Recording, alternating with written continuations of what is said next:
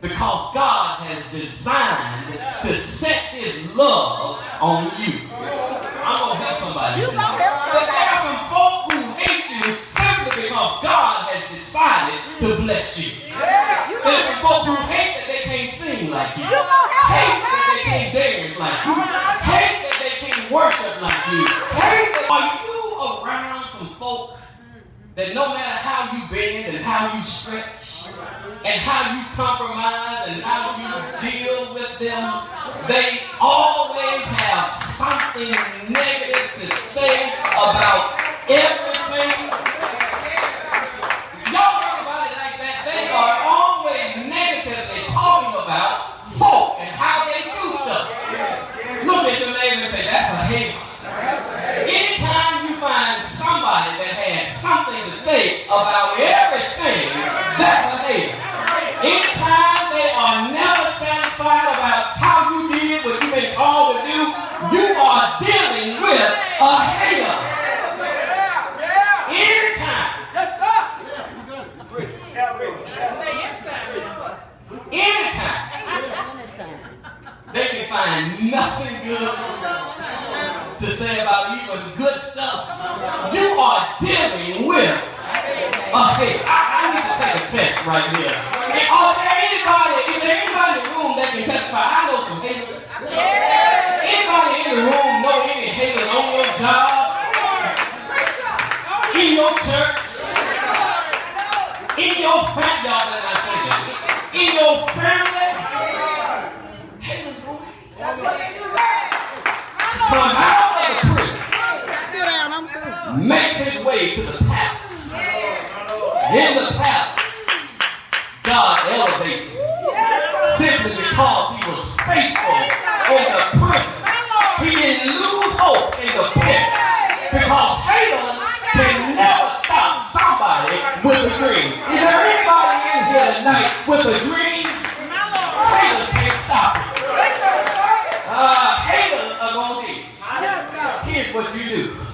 I'm on my way to my seat. Are y'all ready for this? You can find this in Joseph's life. Read it. You'll see it in every page. The first thing you need to understand is that you ought to keep dreaming and stop scheming. See, anytime you move into scheming, you have stopped dreaming. And there are a whole lot of churches out of the dreaming stage into the scheming stage. Well, let's try this, and try this, and try that, and try that, and try the other. And they try to be like other churches really are. But what God has for you is really for you. Stop scheming and start dreaming. Look to your neighbor and say, God gave you a dream. Keep dreaming. And stop scheming. That's what Joseph did. Joseph didn't even know he knew his brothers hated him. Kept telling them dreams. And you can always tell a godly dream because it makes other folk mad.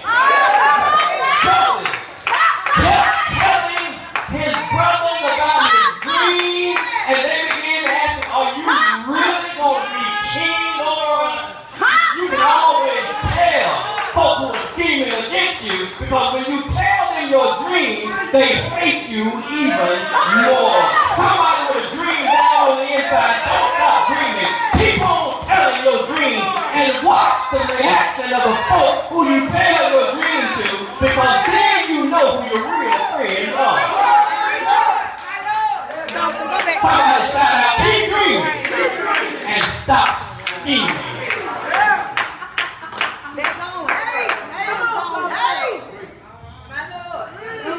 Next thing I want to tell you, Joseph did it, you ought to do it too. Keep describing. Because sooner or later, somebody's going to catch the vision. Let me see if I can say it this way. Keep describing and keep on surviving. If you keep on telling folk what's in your heart, after a while and by, you're going to believe it and they will too. Grace is unmerited faith. But once you get it, you can give it back. Joseph never, ever wavered. From the pit to the prison. he kept his faith. From the prison to the palace, he kept on trusting in God. But there are a whole lot of folk who believe that God hadn't showed up. If God hadn't showed up in 2 weeks, he must not be showing up. Consequently, we go back to step one. We saw a scheme. Keep deserving God's favor.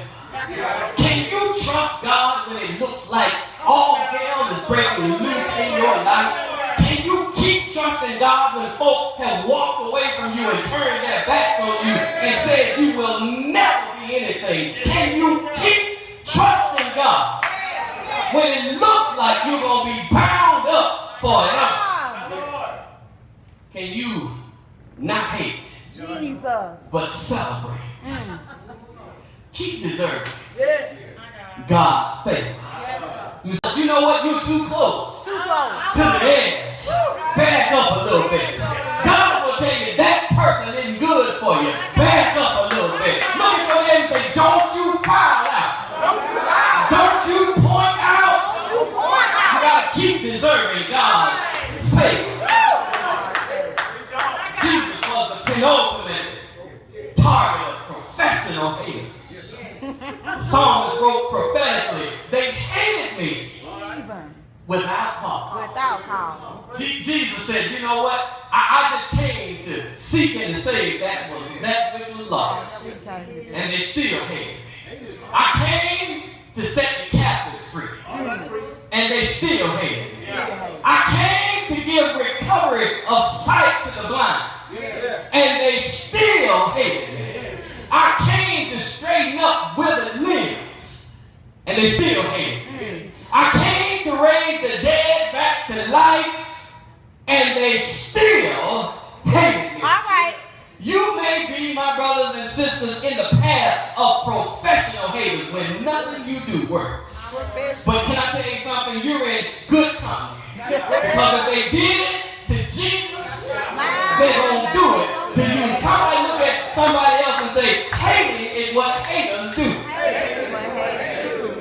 Now, you know you got haters when haters play games. And I'm really finished with the message.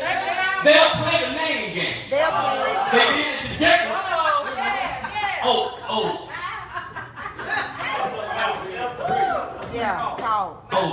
Oh, you gonna be a king now. The name game. Oh, you gonna rule over us now. The name game. Oh, you got a title now. And then you wanna act like you so such and much. You wasn't nothing before you got you got a title now. They got demon in front of your name. You trying to act big and bad. You got a title now. They play the name game. And if the name game doesn't work, they play the shame game. Somebody knows what I'm talking about. They try to make you feel bad because God is in charge of your blessing. And they try to make you feel like God is not on your side when you know that He really is. I came tonight to tell somebody, don't worry about what other folks say. God is on your side. Don't you let anybody shame you out. That's what haters do. And if the name game and the shame game doesn't work, they end up with the blame game. And somebody here knows about the blame game. They point their fingers at you and tell you, you did it. It was because you did what you did and I did what I did. Somebody knows about the blame game. Folk can hurt you and dog you out and told you that it was your fault that you messed up. That's what haters do.